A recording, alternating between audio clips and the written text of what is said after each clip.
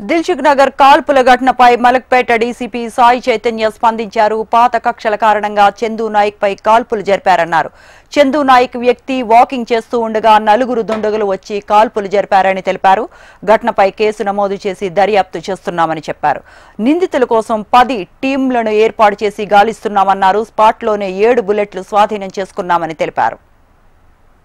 కొంతమంది దుండగులు ఒక స్విఫ్ట్ కార్ లో వచ్చి ఒక పర్సన్ ని పైన కాల్పులు జరిపి ఇక్కడ నుంచి పరారయ్యారు. ఆ పర్సన్ కేతాబాద్ చందు నాయక్ అని 47 ఏళ్ల వయసు ఉన్న వ్యక్తి. ఇతను సిపిఐ స్టేట్ కౌన్సిల్ మెంబర్.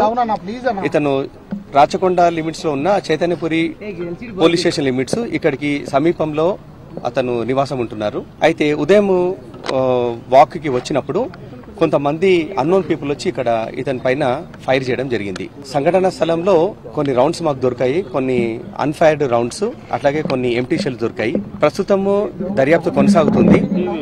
ఈ కారులో ఉన్న వ్యక్తులు ఎక్కడి నుంచి వచ్చారు ఆ రూట్స్ అన్ని వెరిఫై చేస్తున్నాము.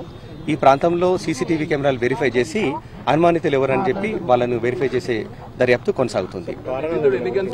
ఇందులో ఇక్కడ దొరికిన రౌండ్స్ ప్రకారం ఒకటే తుపాకీ వాడినట్టు తెలుస్తుంది.